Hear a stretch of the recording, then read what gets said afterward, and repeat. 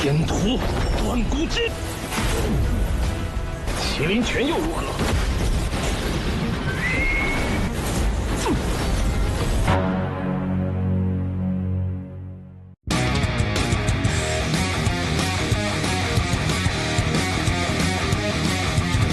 Halo guys, kembali lagi bersama Mimin di channel Nafilm. Bagaimana kabar kalian hari ini? Semoga masih pada sehat dong. Dan pada video kali ini, Mimin hadir kembali untuk meneruskan alur cerita dari Popang Xiahou dalam Perfect World episode terbaru, yaitu Perfect World episode 203. Yang mana pada Perfect World episode 203 ini menceritakan Xiahou yang akan melihat wajah asli dari Kaisar Surgawi, yaitu Ye Fan. Dan di sini juga retakan ruang semakin besar yang membuat para ketua sekte akhirnya bisa masuk untuk memburu Huang saat Xiahou menghadapi Ning Chuan. Dan seperti apa alur cerita selengkapnya, jangan lupa pencet tombol like dulu jika kalian suka, dan kita langsung saja masuk ke alur ceritanya.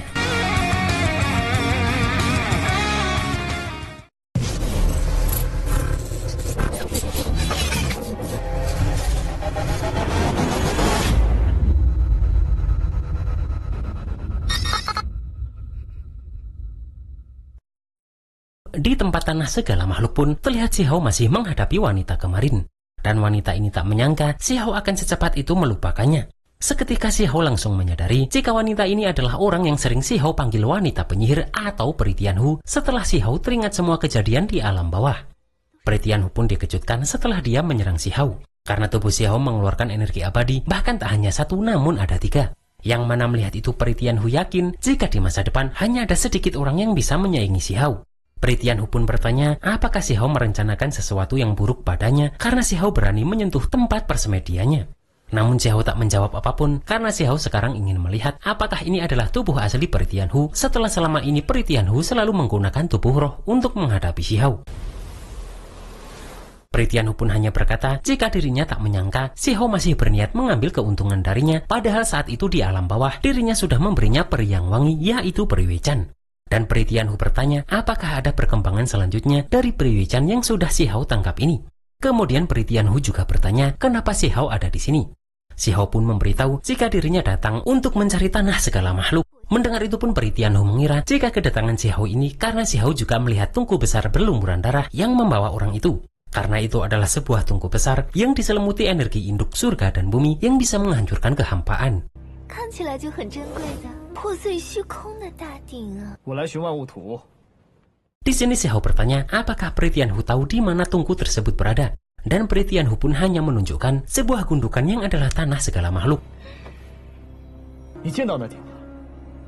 Dengan tungku emasnya pun Xiahou langsung memasukkan tanah segala makhluk tersebut ke dalamnya. Di sini Peri Tianhu pun berkata jika sebenarnya dirinya tak senang dimakamkan di tempat ini karena dirinya hanya sedang berlatih teknik surgawi yang kuat yang mana tubuhnya tak boleh sampai membusuk. Dan Peri Tianhu memberitahu jika tungku tersebut berada di bawah sana. Saat tanah tersebut mulai habis, di sini yang muncul malah sebuah armor yang mana itu adalah armor emas abadi. Di sini Xiahou merasa jika armor ini terbuat dari emas abadi setelah dilihat dari bahannya. Peri Tianhu pun berjanji tak akan berebut tanah segala makhluk dengan Xiahou asal armor tersebut diberikan untuknya. Kemudian setelah itu pun Xiahou mengambil gundukan tanah segala makhluk yang lainnya. Yang mana setelah itu muncullah sebuah ledakan besar dari bekas gundukan tersebut. Xiahou pun merasa jika tekanan dahsyat energi darah tadi bukan berasal dari orang-orang zaman sekarang ini. Xiahou pun mengaku jika awalnya dirinya curiga bahwa Peri Tianhu hanya ingin meminta Xiahou membantunya menggali tanah. Namun sekarang Xiahou yakin jika sepertinya tungku tersebut benar-benar ada di bawah sana. Mendengar itu Peri Tianhu berkata jika dirinya bukanlah seperti Xiahou yang selalu licik. Kemudian Xiahou langsung membuka mata surgawinya setelah melihat setetes darah yang muncul. Namun bahkan mata surgawi pun tak bisa melihat rahasia di balik darah tersebut. Yang mana Xiahou yakin jika ini juga bukan berasal dari masa lalu dan juga bukan dari masa sekarang. Namun Xiahou juga bingung kenapa setetes darah tersebut bisa datang mencari Xiahou. Dengan cepat pun Xiahou langsung menyentuh darah tersebut. Yang mana setelah itu Xiahou melihat sebuah gambaran zaman di mana telah terjadi pertempuran besar. Di sini Xiahou juga melihat siluet orang yang seperti sangat kuat dan mendominasi di tempat ini. Yang mana ternyata itu adalah Kaisar Surgawi Ye Fan, sang master hebat misterius dari masa depan yang sedang menghadapi banyak orang di tempat ini. Peri Tianhu pun tak menyangka jika hanya sebuah bayangan proyeksi namun sudah menggetarkan kehampaan dengan beresonansi. Dan bahkan nafas spiritual orang ini bagaikan gelombang lautan. Sementara Si Hao merasa jika tekanan yang begitu dahsyat ini sepertinya sudah cukup untuk menyaingi puncak kejayaan dari Dewi Wilau. Kemudian Si Hao juga melihat gambaran orang-orang kuat yang ikut bertarung bersama Ye Fan tadi. Yang mana Si Hao heran karena dirinya juga melihat si gendut Zhao Yusheng di dalam pertempuran masa depan tersebut. Kemudian Si Hao juga melihat jika Ye Fan mengeluarkan tungku tertinggi yang dia cari itu. Yang mana Ye Fan menggunakan itu untuk menghadapi makhluk kuat menakutkan dari masa depan tersebut. Dan sebelum pergi, Ye Fan hanya berkata jika tak ada surga di bumi dan juga tak menjadi bagian dari tempat ini. Di sini Si Hao masih kebingungan apa yang sedang orang ini bicarakan. Sementara Pri Tianhu menyadari jika kekuatan orang ini jauh melampaui kekuatan ketua sekte karena dia adalah kaisar surgawi. Namun Pri Tianhu tak tahu kenapa orang ini terkoneksi dengan Si Hao. Dan Pri Tianhu bertanya-tanya, mungkinkah bertahun-tahun lalu kaisar surgawi ini sudah tahu tentang Si Hao yang akan datang ke tempat ini. Di sini Si Hao baru menyadari jika kejadian itu hanyalah pemetaan dari setetes darah ini. Yang mana tungku dan orang tadi tak lain hanyalah sebuah tanda yang seperti sedang mengatakan jika mereka sedang dalam sebuah bencana besar. Dan bencana tersebut sangat besar dengan konsekuensi yang luas yang mengguncang langit dan bumi. Dan bagi Si Hao darah ini sangat berarti karena mereka mempertaruhkan nyawa untuk bisa mengirim setetes darah tersebut ke sini. Pri Tianhu pun bertanya siapa orang tadi. Dan Si Hao dengan cepat berkata jika dirinya tak tahu. Namun Si Hao yakin jika mereka bukan orang biasa. Karena hanya dengan melihat momentumnya saja sudah melampaui makhluk tertinggi. Akan tetapi Si Hao seperti familiar dengan wanita bertopeng tadi dan si gendut yang seperti Zhao Yusheng tersebut. Pri Tianhu pun merasa jika tungku ini sepertinya pernah datang ke sini kemudian menghancurkan kehampaan dan pergi. Kemudian meninggalkan setetes darah ini untuk mencerminkan proyeksi gambaran kejadian masa lalu. Setelah itu pun Si Hao dan Pri Tianhu kembali ke puncak Dewa Surgawi. Dengan cepat pun Si Hao mengeluarkan tanah segala makhluk untuk diberikan kepada pohon Dewa Surgawi tersebut. Dan karena Si Hao benar-benar menemukan tanah segala makhluk, maka pohon ini pun akan menepati janjinya untuk ikut bersama Si Hao pergi. Melihat itu Pri Tianhu pun terkejut karena itu adalah pohon Dewa Surgawi. Dan Pri Tianhu coba menggoda pohon ini untuk ikut bersamanya karena Pri Tianhu juga memiliki setengah dari tanah segala makhluk. Namun Si Hao mau melakukan itu jika Pri Tianhu mau menjadi pembantu Si Hao ini. Setelah itu pun Si Hao dan Pri Tianhu kembali ke Pulau Jiwa. Yang mana di tempat ini terlihat teman-teman Si Hao sudah menunggu kedatangannya. Dan dengan cepat pun Si Hao memberikan tungku emasnya tersebut kepada Tai Yin Yutu.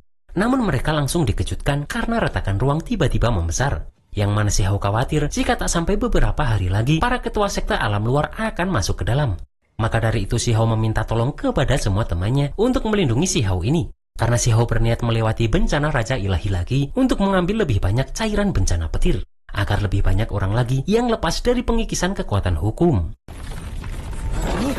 Melihat itu pun Pri Tianhu tak menyangka jika secepat ini Si Hao akan melewati bencana lagi, padahal belum lama Si Hao melewati bencana ilahi itu. Namun bagi Tai Yin Yutu, Si Hao harus melakukan itu karena retakan abadi kuno sudah semakin besar. Yang mana musuh kuat alam luar bisa masuk kapanpun dan diam-diam menerjang masuk. Apalagi dia juga mendengar jika Ning Chuan juga sudah bergabung dengan sekelompok musuh kuat di abadi kuno. Di sini terlihat jika Si Hao terus naik sambil melewati bencana petir ini. Sementara di dunia kecil untuk melewati bencana, terlihat Pri Yuechan dan Jing Yi berada di situ untuk melihat. Di sini Pri Tianhu langsung menghampiri mereka dan bertanya, apakah kedatangan Yuechan ke sini ingin berbagi cairan guntur atau suka pada seseorang dan berencana untuk mengabdikan diri dan menikah dengan orang itu. Sementara itu, Si Hao sudah berada di langit tingkat 10 wilayah guntur. Namun Si Hao heran karena di tempat ini tak ada cairan petir. Dan karena itu Si Hao berpikir jika di setiap ranah hanya bisa mengambil satu kali cairan bencana guntur saja. Tak lama setelah itu pun Si Hao membuka mata surgawinya melihat langit yang sedikit terbuka. Dan di sini Si Hao melihat jika Ning Chuan sedang berada di suatu dunia kecil. Yang mana Si Hao baru tahu jika ternyata Ning Chuan juga sedang berusaha melewati bencana Raja Ilahi. Di sini terlihat jika langit tingkat ke-9 terbuka yang langsung mengeluarkan tekanan kepada Ning Chuan ini. Dan setelah berjuang cukup keras, akhirnya Ning Chuan berhasil melewati itu dan naik ke tingkat selanjutnya. Tak lama setelah itu pun, Ning Chuan sampai di kolam cairan petir. Yang mana dengan cepat pun, Ning Chuan berusaha mengambil cairan petir di kolam tersebut. Di sini pun Ning Chuan bertekad untuk bisa bersaing melawan Huang setelah dirinya mendapatkan cairan petir tersebut. Namun saat akan mengambil cairan tersebut, tiba-tiba saja cairan itu tersedot ke tungku emas yang ternyata milik Si Hao. Dan Si Hao yang sudah berada di situ pun langsung merebut cairan petir yang adalah barang berharga ini. Melihat itu pun, terlihat Ning Chuan emosi melihat Si Hao sang keturunan darah berdosa ini. Namun Si Hao tak terima jika dirinya terus dipanggil darah berdosa dan berniat menghajar Ning Chuan agar tak banyak bicara. Dengan cepat pun, Ning Chuan langsung mengeluarkan teknik diagram kuno pematah gambaran, yang mana teknik ini seperti membawa Si Hao keluar planet. Namun Si Hao tak banyak bicara dan langsung mengeluarkan teratai petirnya untuk dia serangkan ke arah Ning Chuan yang terlihat sombong tersebut. Terlihat Ning Chuan harus melindungi diri menggunakan bebatuan di tempat itu untuk menahan serangan Si Hao ini. Kemudian terlihat Ning Chuan mengeluarkan pedang besar yang bisa membelah langit dan menghancurkan surga. Si Hao pun sedikit tertekan menahan pedang yang begitu besar tersebut. Akan tetapi dengan menggunakan kekuatan petirnya, Si Hao dengan sangat tenang menghancurkan pedang segede gaban tersebut. Setelah itu pun, Si Hao langsung mengejar Ning Chuan yang berusaha untuk kabur. Dan kemudian pun Si Hao langsung menghajar Ning Chuan ini hingga Ning Chuan sedikit terpojok. Setelah itu pun Ning Chuan ini langsung mengeluarkan binatang cilin miliknya. Yang mana melihat itu Si Hao baru tahu jika pola naga di dahi Ning Chuan tersebut memperlihatkan jika kekuatan ajaib bawaan Ning Chuan ini adalah teknik pusaka cilin. Di sini terlihat Si Hao langsung menghadapi tinju cilin milik Ning Chuan itu. Terlihat dua binatang legendaris mereka berdua muncul untuk menyerang mereka masing-masing. Namun Si Hao langsung mengeluarkan 89 teknik surgawi untuk segera menghabisi Ning Chuan ini. Yang mana melihat itu, Ning Chuan langsung mengeluarkan 95 teknik surgawi tertinggi juga. Di sini pun terlihat jika kekuatan Ning Chuan lebih mendominasi yang membuat Si Hao hampir kalah. Akan tetapi Si Hao langsung menggunakan cairan petir tadi untuk dia masukkan ke dalam tekniknya itu. Melihat itu Ning Chuan merasa dipermalukan karena itu adalah cairan petir miliknya tadi. Sementara Peri Tianhu merasa saat Si Hao melewati bencana guntur lagi, dirinya merasa Si Hao sudah sekuat monster. Namun Peri Tianhu tak menyangka jika ternyata Si Hao begitu luar biasa dan hebat. Bahkan Raja 6 Mahkota atau Ning Chuan ini sudah bukan tandingannya lagi. Yang mana Peri Tianhu dan Yue Chen merasa jika kebangkitan Si Hao ini benar-benar sudah tak bisa dihentikan lagi, yaitu menembus surga dan menekan 9 langit serta meraih pencapaian legendaris yang tak terkalahkan. Di sini terlihat jika Ning Chuan langsung mengeluarkan tongkat cilin hasil pemadatan dari tulang cilin. Akan tetapi Si Hao pun juga langsung mengeluarkan pedang reinkarnasinya. Dan di sini terlihat jika pertarungan jarak dekat terjadi lagi. Ning Chuan pun merasa jika Si Hao seperti nenek moyang darah pendosa yang tak tahu malu. Namun Si Hao tak diam saja dan dia akan mewujudkan jika Ning Chuan ingin mati hari ini. Dengan cepat pun Si Hao kembali mengeluarkan naga petirnya untuk menyerang. Sementara Ning Chuan kembali menggunakan tongkat cilinnya tersebut untuk melawan naga Si Hao ini. Akan tetapi Si Hao masih terlalu kuat dan bahkan dia menggunakan ranting wilau untuk kembali menyerang Ning Chuan. Di sini Ning Chuan pun berhasil lepas dari ikatan ranting wilau tersebut. Akan tetapi hal itu bersamaan dengan Si Hao yang tepat menendang Ning Chuan ini. Yunxi yang melihat itu tak menyangka jika Si Hao sudah menjadi begitu kuat sampai sejauh ini. Yang mana bahkan Raja 6 Mahkota sampai tertekan sedemikian rupa. Dan Yunxi berkata, andai saat itu dirinya menikah dengan Si Hao, maka dirinya tak akan menjadi seperti ini. Sementara itu, Ning Chuan langsung menggunakan tengkorak lengannya untuk membunuh Huang. Akan tetapi Si Hao pun langsung mengeluarkan cakar naga sejati. Dan di sini pun terlihat saling adu cakar mereka masing-masing. Di sini terlihat kekuatan besar akibat tabrakan dua harta tinggi tersebut. Yang mana setelah itu Si Hao menyadari jika yang didapatkan Ning Chuan bukanlah tulang abadi biasa karena dapat mematahkan kekebalan kekuatan sihir. Namun Si Hao melihat Ning Chuan yang terluka karena tubuhnya seperti tak kuat menahan serangan barusan. Di sini Ning Chuan pun kembali mengeluarkan tangan tengkoraknya itu untuk menangkap Si Hao. Yang mana hal itu pun membuat Ning Chuan sampai terluka parah. Namun Si Hao ini masih berdiri dengan tegap tanpa terluka. Kemudian di sini pun Si Hao mengeluarkan pedang besar untuk segera menghabisi Ning Chuan ini. Di sini Ning Chuan pun langsung lari setelah melihat retakan ruang yang semakin membesar. Bahkan menggunakan cakarnya, Ning Chuan kembali merobek retakan ruang tersebut. Melihat Ning Chuan akan kabur, Si Hao pun berusaha untuk mengejarnya. Akan tetapi Si Hao terhenti karena sekarang para ketua sekte dari alam luar sudah berhasil masuk.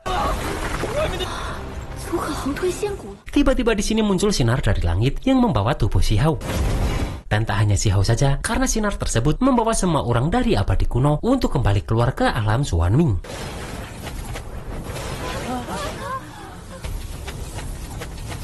Setelah itu pun, terlihat para ketua sekte ini muncul satu persatu dan mulai mengepung semua orang.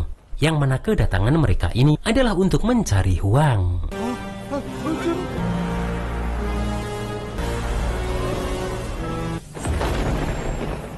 Dan pada Perfect World episode 204, terlihat Si Hao akan menghadapi para ketua sekte sendirian, yang mana mereka adalah orang terkuat dari sekte mereka masing-masing. Namun di sini teman serta guru Si Hao juga akan datang dan ikut dalam pertempuran ini.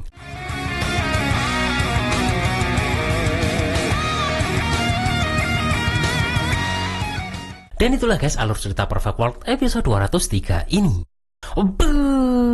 Akhirnya kita melihat ya wajah Yevan versi Perfect World ini, yang mana terlihat jika di Perfect World Yevan yang sudah menjadi kaisar surgawi lebih berkarisma. Dan seperti apa pertarungan Si Hao melawan para ketua sekte tersebut, kita tunggu saja dalam Perfect World episode 204. Akhir kata, selamat berakhir pekan dan see you next episode.